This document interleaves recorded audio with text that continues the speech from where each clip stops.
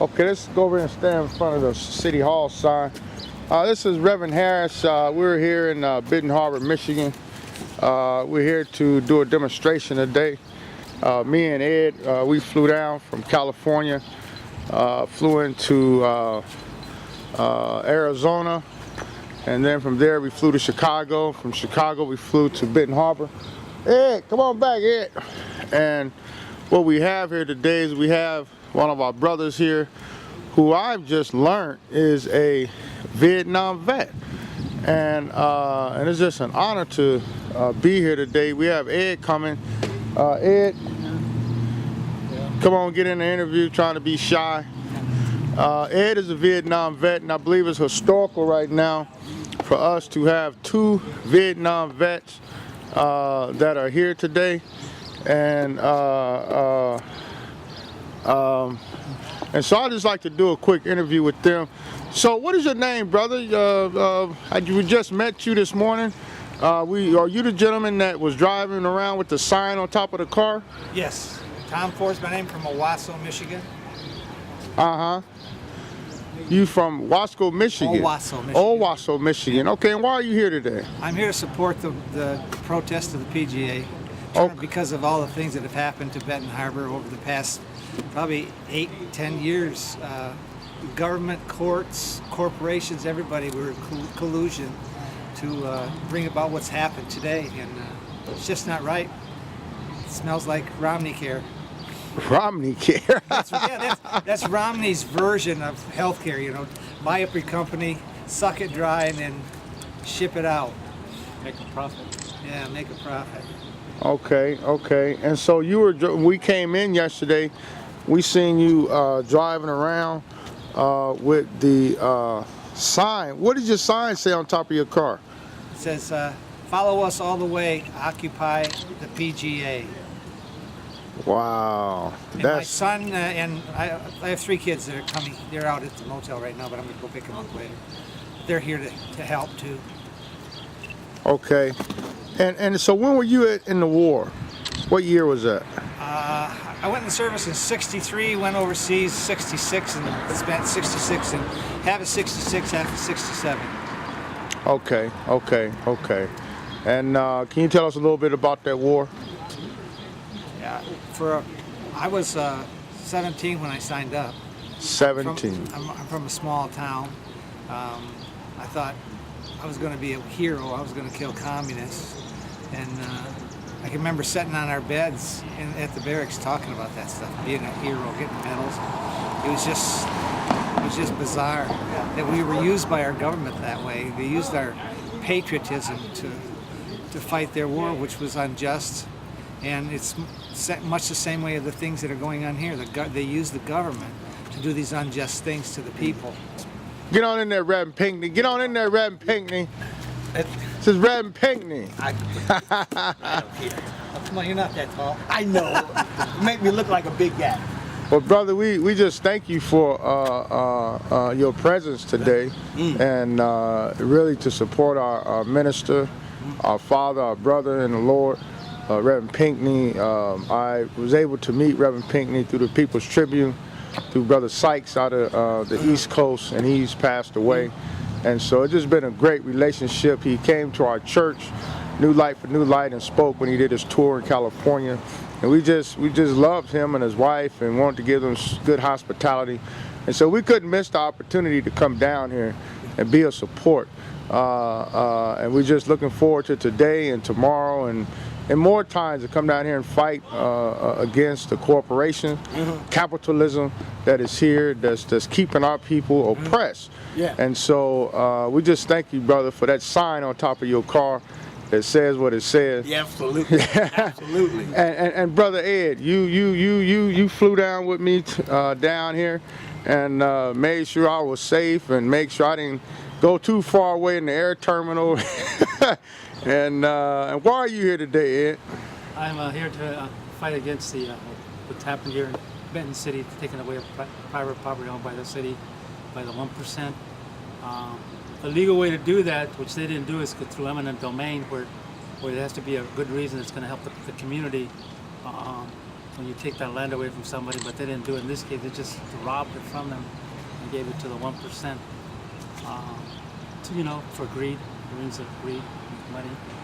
That was the only way not to help the community. In the long run, what I think it's going to happen, it's happening nationwide, is the poverty that we're seeing, the increase in poverty, which is really putting in a lot of communities with the cutbacks in social services, cutback in federal funding to the states to provide people at this time of need when the recession has really hit them really hard. Okay. And I heard you say something this morning, Ed, when we were eating breakfast.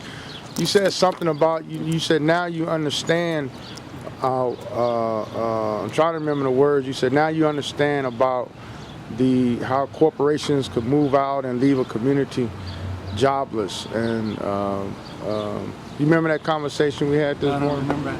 Don't remember? The coffee affected me that I drank. But you didn't touch. Yeah, he got full of the spirit. That real spirit. Then the spirit left him. That's right. So Reverend Pinkney, I mean, I tell people on the West Coast, I say, this brother's the new Malcolm X, the new modern day King, the new modern day Marcus Garvey. And we're just happy to be here and support you today and tomorrow and until Sunday, until we go back. And folks are in California, out of all the people that they could have chose to come out here to be with you, for some reason they chose me. I don't know why, but I know why. I know why. Why? Tell me why. Reverend Harris, we need you out here.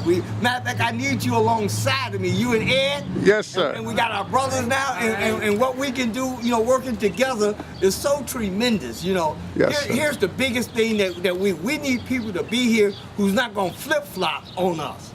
Yes, See, sir. that's one of the weapons they have used against us. They use the ability for a reason unknown. They put a couple of dollars in your pocket and they flip-flop on you right away. That's why we had the casket coming out of City Hall to show the people that democracy have died here in the city of Benton Harbor. Yes, sir. You see, and the residents are dying and they don't even know it. Yes, sir. It's shameful, disgraceful, and nobody would believe what's happening here in the city of Benton Harbor, and the people are allowing it to happen. They're allowing it to happen with no movement at all. So we have to change the way we do business. We Yes, have to sir. show this 1% that we're willing to stand up and take a stand against all this corruption that exists here. Guys, get in. Yes, yes, And here's yes. something that we can do. We can fight. We can fight. Uh-huh. We can fight. We can fight until we can't fight no more. Yes, Because that's yes. what it's all about. And Yes. here's a strange thing. It may not look like it, but the world is beginning to wake up Yes, sir. and see exactly what's going on here, not only here in the city of Benton Harbor, but around the country. Well, I know, Red, when you came to the West Coast, I know you did more than wake us up. You shook us up. Yeah. And if those who were asleep had to wake up, because Yes. the sleepy giant has awakened here in Benton Harbor, and I feel that's you and your followers and those that's uneducated, that we went to the restaurant last night and people were looking at our shirts and you were educating them about what was going on, and even those folks who were from New Jersey said that even though they was here for a funeral, that they were going to come by and Yes. support you, and so because this was their family home, and so they wanted to be part of a movement that will bring justice to this community for economic reasons. Yes, you know, absolutely. and long as the oppressor Whirlpool can keep money out of our pockets, then they will conquer us. And so it's not right that they don't pay their fair share of taxes. Mm-hmm. It's not right that they can come here and get land free. It's not right that they be treated differently than any other company. And so we just applaud you, Reverend Pinkney, and those that are with you. And you know that I'm just a phone call away and to support you. Hey, and you so know what, I really appreciate that, and I love the hospitality when I was in Fresno. I believe that we took things to a whole different level there, and one of the things that I must say that, and the message should be that we can win some of these battles. See, the point people got it in their head and in their mind that they can't win. You can win. All you have to do is stand up and fight and want to fight. See, it's all in the heart, you know. You got to have the heart to want to do it. Yes, sir. And you know, and I take my hat off to all the people who have came out and want to be part of this great movement. Yes, sir. Yes, sir. And save the best for last. I mean, when I say save the best for last, Mother Pinkney just walked on in, or just slipped on in, and she's a big part of your support and keeping things together. Even when you were in prison unjustly, I spoke with her, and I tell you, she's a strong woman. She really gave a lot of hope to our women in our church when she spoke with you. Because a lot of women don't understand the struggle, and to talk about it and to go through it is two different things, and she's been through it. Mother Pinkney, can you give us some encouraging words this morning? Yes, I'd just like to say that, you know, we should continue to hold on to hope, not let it go, because that's something, that's a tool we can use to step out in faith, and it takes faith to overcome the works of the enemy. So I just said, be strong in your faith, you know, continue to pray daily and continue to stay in the Word, because that's our weapon. And once you know the Word, then you can use that against the enemy, so they empower you and give you strength to endure no matter what. And as King David said, I walk through the valley, but he coming out. You know, he's going through, but he's coming out, and then we have to see beyond what's happening now. And you can only do that by having hope. Thank you, Mother. You know, and can we give Mother a round of applause for coming and being with us today?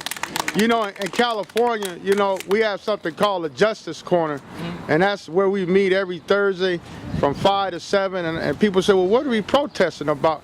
I said, whatever your injustice issue is, you just make your sign and be out there. That's right. And, That's right. and so, Whatever it is, you just make your sign and show up and have some courage and stand up, because one of the things we say, no justice, no peace. That's right. And I'm going to say that this morning because I know that we flew down here for justice this morning. Yeah. And we've going to say ain't going to be no peace if ain't going to be no justice. That's right. And so I'm going to say it and want y'all to say it behind me.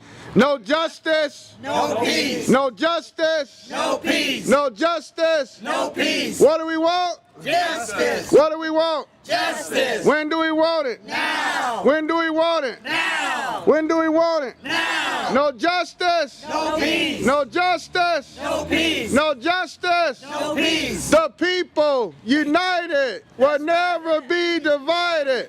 The people united will never be divided. Come on, get with me. People united will never be divided. The people united will never be divided. All right, clap it up for ourselves this morning. All right, all right. And we want to say, look, it's not just one thing, it's everything. It's everything. It's everything. That's what we got to go. That's right. All right, okay. It's Reverend Harris. We're getting ready to sign out, get ready for the rally. Yeah. Stay tuned. Yeah. And I'm out.